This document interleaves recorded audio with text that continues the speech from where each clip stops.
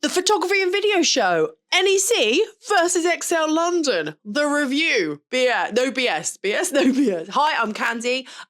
Welcome. If you're listening on the podcast, hi. If you're watching this, hi. You'll understand how bedraggled I look. I mean, what's going on with this side of my hair? Very fluffy. This side flat. You can tell which side I sleep on at night. I am shattered, and in the best kind of way. It's like that post-festival tiredness. You know you've had a great time, but you've also got to sleep for 4 days. So a quick rundown. I have been to both. I've been to ExCeL myself for other things. I've been to NEC for the photo show lots, and I've also been and I've got videos here so you can watch for my time at the NEC in Birmingham. Now this time, once again, I was speaking at the photo show, but not just only on their new stage at the Fundamental, which was right at the entrance and was massive, but also I was speaking at the British Institute of Professional Photographers stand quite a few times. In fact, every single day I was speaking. Monday was my manic day. Monday I was speaking on the Fundamental stage. I was speaking at the BIP stand. I was doing a networking event at the Boca Bar. I was also doing a panel for the 10 in 10 at the Pro networking thing where I made people laugh about my story about how I nearly got arrested.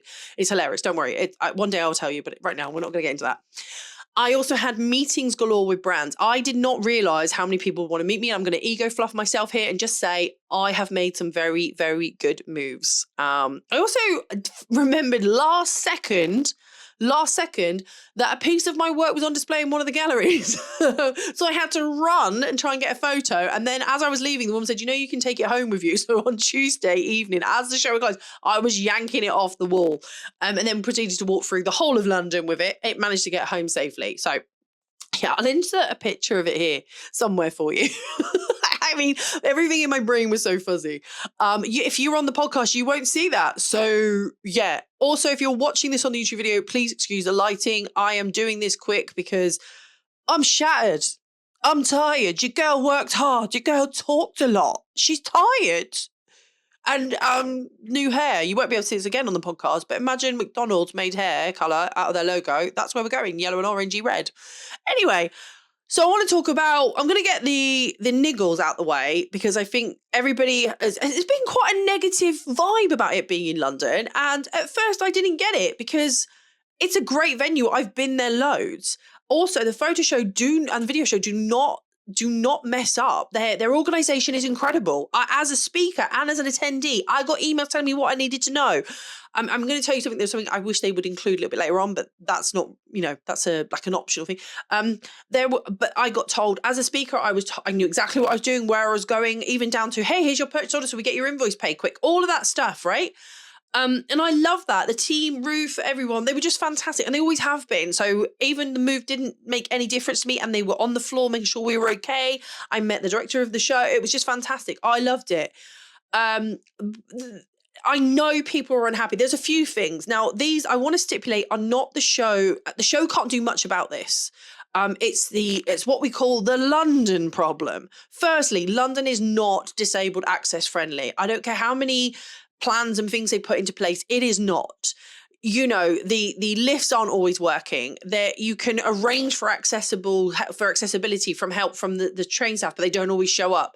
On my way home on the Tuesday, there was two ladies who were really struggling, and they'd been at the photo show randomly. I didn't know when I offered to help them that they'd been at the photo show, not that that matters, who were struggling with their cases, and I was laden with mine, and I was like, they were buzzing for help, and no one would come and help them, or they couldn't hear their help. I'm not really sure what happened. And I ended up lugging their cases up for them and then making sure they got onto the platform okay at Euston. I was aware of one of my friends who's in a mobility chair, how blinking awful it was for them to get there. Now, once you got to the venue, there's ramps everywhere and disability was great. A few issues with the lifts to the toilets, but they said that was mainly because people were using them, which is great because they needed them, obviously. But it was getting there, the whole process of getting it. Now, I think one thing that the photo video show could do really greatly is just talk about maybe the more disabled access to get to the venue, as in what are the junctions perhaps, but that I understand that's quite a labour intensive thing. There are a lot of websites already cover this, but I think it would be quite nice if they said, if you're struggling to get the venue for accessibility, here is a website that suggests routes, or maybe they could link it to somebody who knows.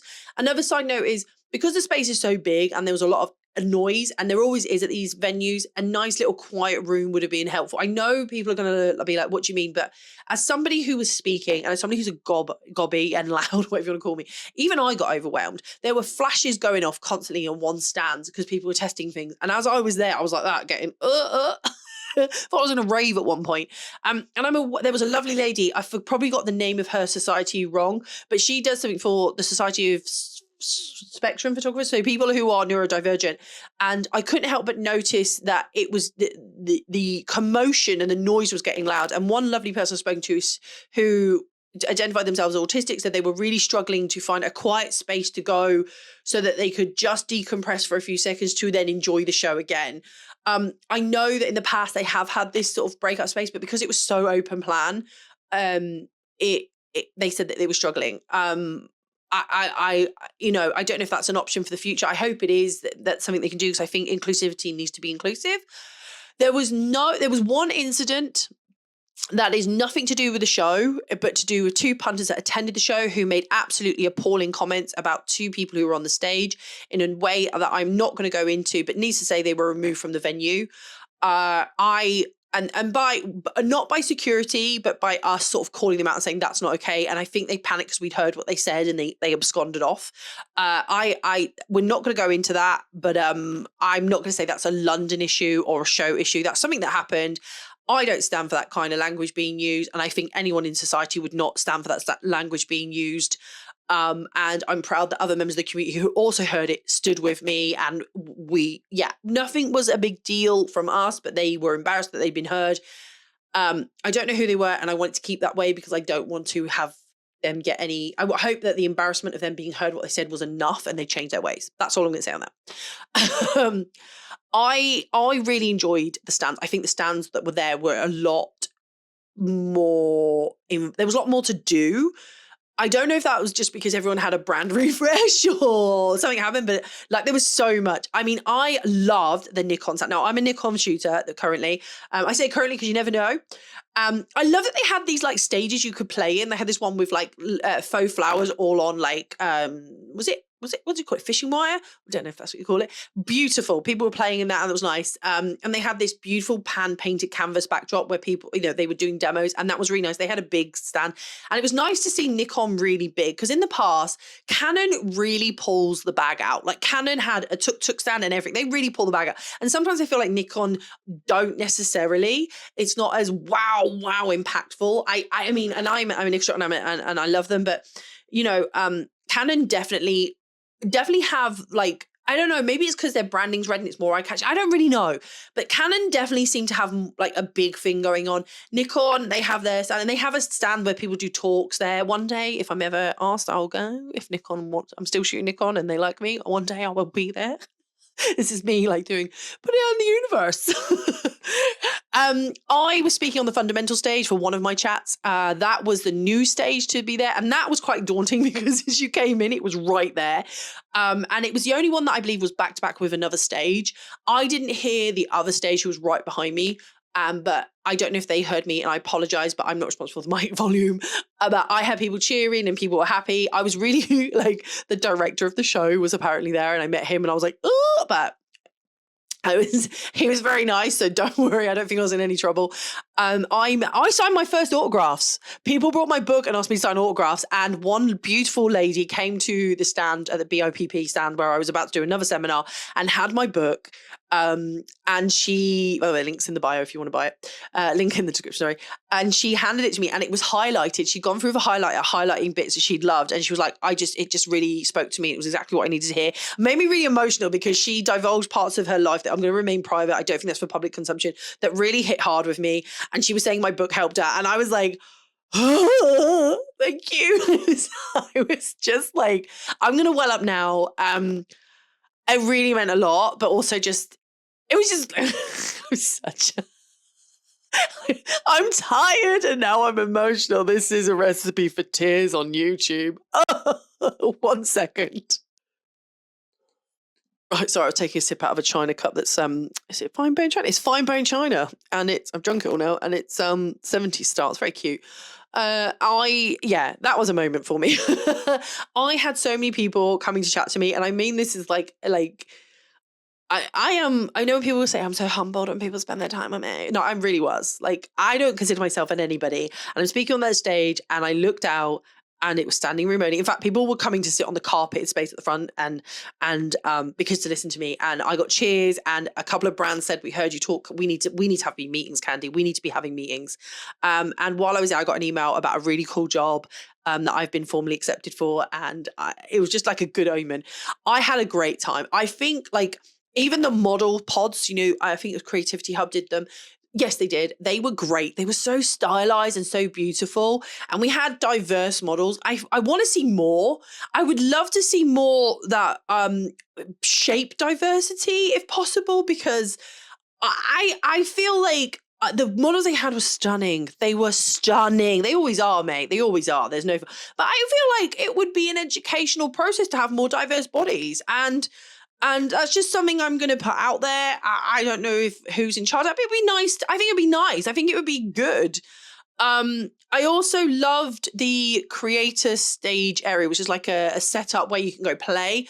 I think it was a bad idea to have the Scrabble things because people were spelling rude words. We saw this. It was funny, but there were children walking around and some of them saw some rude words. And I did not do this. In fact, I stopped someone who wrote the C word and I swapped it over to say can't. CANT. Okay, I changed it because I was a little kid. I did see that the building block one got a little damaged. Lots of people were jumping in the ball pool. That was great, except they were in it for ages, which meant that not a lot of people could use it at times. But that's it's fun factor. The balls went everywhere. And it was cute. I did like it. I did think it was very sweet. I did think it was really nice. I from a personal perspective, I loved last year's at the NEC, but that's because they had the neons and I was obsessed, but I do see how great this one was equally. I loved all the little stages everywhere. There were so many and I think it was great. What I loved particularly was that the analog was given more presence. When I say the analog was given more presence, that's not to say that it hasn't got a stance in the other ones, but here at the ExCeL, it definitely seemed to be pushed more into the front. There was a bigger space. It felt like there was a lot more promotion for it. And that's because I feel that London really embraces film photography because there's a lot of students who really love film.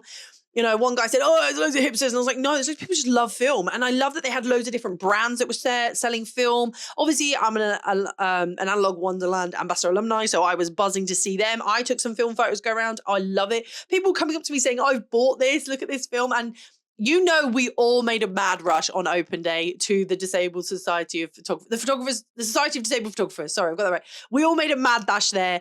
I dropped some hard dollars there. I love these guys. These are probably one of my favorite stands ever. Not only are they so helpful and knowledgeable and amazing humans, they have such a great selection of cameras. I mean, they have film, they have some old school digital, and they're just lovely, and I love them, and they will forever be one of my favorite stands. There were some really good ones. I even got to take some pictures. Now, I need to disclose that I only took my pictures the last day because I was so nervous about Monday. So I was rammed on Monday. Saturday, Sunday, I was focused on getting my talks at the BIP done and meeting and greeting people. And then Tuesday, which was the last day, I went, I've got to go do something. I need to get some content for you guys. So I took some pictures and I'll put them all here. Chloe, Brian, and Gavin, obviously, they're my people. I love them on the Pixel Pro stand. These are just some fun photos. You'll see if you look closely on Gavin's watch, which if you're on the podcast, you won't see, but if you go to my Instagram, you'll see it. That's at Khandie Photo. I'll put the link somewhere for that. You can see 4:22 I took those pictures, which means it was in the last 40 odd minutes of the show where everyone's absolutely tired, which is probably why Gavin was so open to standing in the hole in the paper backdrop. Anyway, I also did this weird 360 video thing where it's just me and I met some friends. I got interviewed. It was good. From me perspective, it was great. Me, myself and I, we had a blast. I think that's down to how amazing the team are behind the scenes, the layout. I do know, though, there was backlash of some description online, and I think that's got to do with a lot of the financial implications, and I would be amiss if I didn't address those. Firstly, the accessibility issue. The venue itself seems to be pretty accessible from the people I was talking to. A couple of niggles, but people said that this was great. It's much like the NEC, it's very accessible. However, getting to the venue is a whole different thing. London is not the most accessible. There were lots of problems. NEC, you can either get there on the train or drive there. There's lots of parking available. London, you have to arrange the parking and it's extortionate. Sometimes you have to pay congestion charge, all of that stuff, okay? One woman said it took her an hour and a half to go 1.8 miles in London. And I was like, whoa, yeah. Also the cost. So a room at the hotel nearby was £200 for the Saturday night. The same room would only cost me £70 on the Sunday night. It's crazy prices. The pub nearby that was doing pub food kept running out of food. At one point we had to choose 4 different options to get one we wanted. We were like, well, they had a sign out saying pizza and something night, and the pizza was all gone and they couldn't make cocktails. We were like, okay, not that that's a big thing, but they're not to do the ExCeL, but there was issues with that. We won't talk about the coffee in the venue. We won't. There was no decaf, which is a me problem, not a you problem. But just no.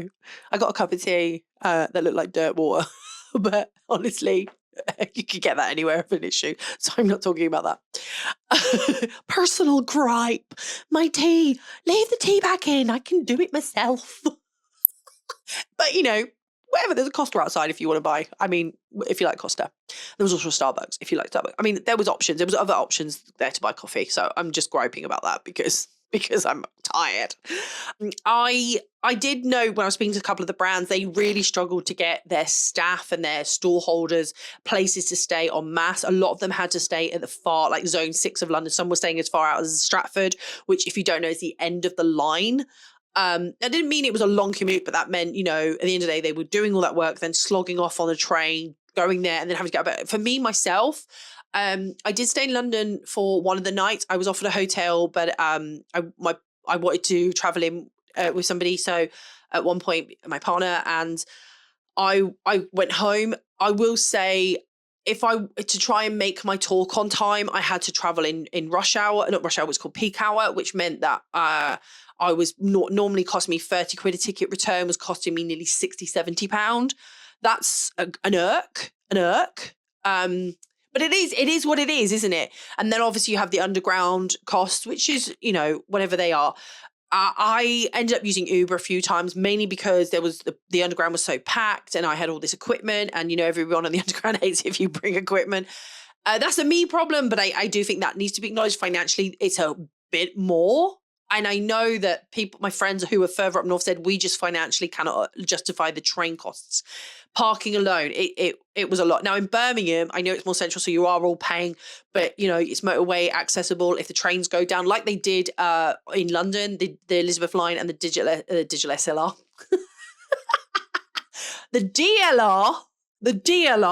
SLR line. Have you heard of that one? The DLR went down until 12 on one of the days, which meant there was a distinct lack of people coming through the door. That was not the ExCeL's fault, but that's another factor because if the trains go down or there's a train strike for the Birmingham one, most people can get in the car and know there's parking for them. It's a very different aspect. We are in London, so it's got that. I do think there was a lot more younger people coming through the door in the London one, and that's not a bad thing. I don't just mean younger in age. I mean younger in experience. I spoke to a lot more amateur, lower level experienced photographers who are very keen to learn. Birmingham definitely seemed to be a lot more experienced photographers talking and wandering around. I don't know if that's because there seems to be more universities and younger people in London. Obviously, it's a greater, denser population. I don't know, there was a lot more. And I think there was a really lovely drive to get younger people in. I saw a lot of lecturers walking around with and college teachers walking around. Do they call them teachers in college? Or they, I don't know, college educators walking around with their students. I met some great kids who were actually in school or on a day trip there. I got to chinwag with them and I had a blast. I was called cool, so I think that makes me cool, or is cool now used in a negative term? And I'm actually embarrassing. I don't know. I had a blast. Like I genuinely loved it. I mean, the kids, they're not kids, they're young adults, were happy to chat to me, asking me loads of questions. I had selfies taken with me. It was surreal. Like I honestly, I had such a good time. There was minor niggles. Most of these niggles were nothing to do with the show, very little to do with the ExCeL, and a lot to do with the stuff outside the ExCeL. Do I think they need to do it every time? I am not sure I am going to think it's a good idea to do 1 year at NEC, 1 year in London. I think you're going to see attendance and stuff doing this, jumping up and down. I do think there was a lot less people over the 4 days of the show compared to Birmingham. Birmingham definitely had a steady, for me in the past as an attendee and somebody who's spoken there, has a very steady stream. Maybe I'm looking at it wrong. London seemed to be a lot quieter on certain days and then was rammed on the Sunday, it seemed, quite busy on the Monday and then quietish on the Tuesday. It seemed to have peaks. Again, though, with the train going down, it was quiet and then you had the rush of people. I also, one of the things I'm going to point out about the ExCeL is that they have quite strict rules on taking photographs outside, which is hard for photographers, especially when one of the shows was a dance show that was going on in one of the other halls and you were told no. And I saw some security guards saying, you can't take photos here, you can't do photo shoots here. So, I mean, some people on their mobile phones taking it, but they were a little bit like, no, you can't. And it was we were told about this. And one of the things I love, though, that there was a lot more photo walks. I know there is in Birmingham, but the NEC in Birmingham is like in an area where the surrounding area isn't much going on. Okay, there's like Frankie and Benny's and stuff like that, but like there's not much creative like you could do there. I mean, you could, because sometimes they have the Comic Con going on, but there wasn't much like you could like for a photo walk. You know that it would ultimately take you away from the venue. Whereas the photo show in London, you were able to like literally just step out and see these amazing photo walk opportunities. And it was so lovely to see those happening. I will just say that for me was such a lovely thing to do. And I hope they do more of those. I really enjoyed those. I wish they still had the podcast spot. So I don't know if you remember at the NEC previously, they had like a sofa where the lovely presenter would, and he's got the best voice, hasn't he? Like he interviewed me and I was like, your voice is amazing. And he's a really nice guy, like genuinely a really nice guy. He had this spot at the NEC one where he would sit and interview people and you could go and watch it. I don't know if they had that this year and I couldn't see it because I always like going and listening and then I listen back on the podcast because the photo and video show, I need to remember to add the video bit, has a great podcast. It really does. And I highly recommend if you haven't, go and listen. It's really good. But I miss that element. I wish there was some quieter rooms as well so people could do like, just like I mentioned, like maybe a little quiet room for people to decompress, but also just some quiet rooms to be able to maybe have meetings because as ever, there's never enough seats. It doesn't matter how many seats you park, there's never going to be enough seats. And also it's very loud. And one thing about the Pro Lounge, which is where the pro photographers can go and have like a private breakout area, is you are just sat next to the other coffee shops. And one of my friends said, do you feel like you're in the zoo and you're the animal? And I was like, what do you mean? And he's like, everyone's just looking at you while you're drinking coffee because it's an open space. I was like, I kind of like it because I'm full of ego today. But yeah, it was one of those. I don't know if we need a Pro Lounge anymore. Like, I don't know, maybe do we? It's a nice thing, but if it's right next to the already existing where everyone else is sitting, like, I don't know. Do we need a Pro Lounge? I would like maybe a Pro Lounge that was away from people would be good so we could decompress as people who were speaking and stuff. But we had a speaker's room, which I didn't realize was there until someone pointed out it was there. I did get shown it and my brain just forgot it because after I was pointed out to it again, I went, oh no, I definitely got shown this. My brain just like eradicated it. It had chocolate biscuits in it. I did not indulge in those, but I saw that. The only thing is that it was just a door. There was I don't think there was any security to it. Like people could wander in. That being said, I don't think there was nothing dodgy going on. We heard rumors that things had been lifted from stands, but I don't know how true they were because everyone was talking. Would I choose the NEC or the ExCeL? Which one would I say? Now, I am going to say both have absolute mind, like just brilliant in so many different ways. If I was desperately going to choose, I would say NEC for accessibility and the amount of people who seem to attend. That being said, I do know why they went to the ExCeL. There was a very different vibe of people attending. It was a lot more people. I love seeing the more university students, college students, high school students coming. I love that. Maybe I missed that at the NEC and they did arrive. I just didn't see them. I love it. I love the analog was definitely pushed more. There was a lot more people interested in the analog than I've seen previously when I walked past. They were always rammed with people talking to them. I think that's a great thing. I don't think they did wrong going there. Financially, it was hard for a lot of people to take that responsibility and that ability to go. So for me, just based on that purely, just the finances, NEC. I'm not saying they shouldn't come back to London, but I definitely think financially, and given how hard and all the stuff that's going on in the world right now, we are all looking to save money. I would say the NEC. That's purely the only reason. But maybe it's a case of they do 4 years at the NEC or a couple of years at the NEC and then they go back to the ExCeL. That's it. But I had a blast and I had an utter, and I always have, I've never had a bad time here. Never, no matter where the location, I think this is the first time they've moved location. I've always had a blast. And I hope you have too. I appreciate everyone who came to my talk. I appreciate everyone who stopped at the BIP stand to see all my talks. 4 days of talking, 4 days of networking, some amazing stuff's happening for me. I cannot wait to share that with you. I sold books, I signed things, I nearly just told you what else has just happened, but I can't. But I honestly, my work was up on the gallery. I completely forgot. As I was leaving on the Tuesday, someone said, Khandie, don't forget to take your picture. I was like, oh my God, where is it? I had to rush to the gallery. It was there. I took a selfie. I'll post it somewhere here. If you haven't, you can see it on my stories on Instagram, or I'll just share it at a point. You go watch on YouTube if you're listening to the podcast. I ripped it off the wall because we were told to, and I made it all the way home to London with it. And now I'm going to go die in a small heap because I'm absolutely shattered. If you are listening to the podcast, give this a thumbs up. Don't forget to subscribe to the podcast. If you're listening to this on YouTube, subscribe, like, comment, tell me what you loved. I'd love to share. Did you go? Why didn't you go? What were your insights into it? Because I want to know. Maybe I've missed something. I probably have. I loved it, but I also have a very huge soft spot for the NEC.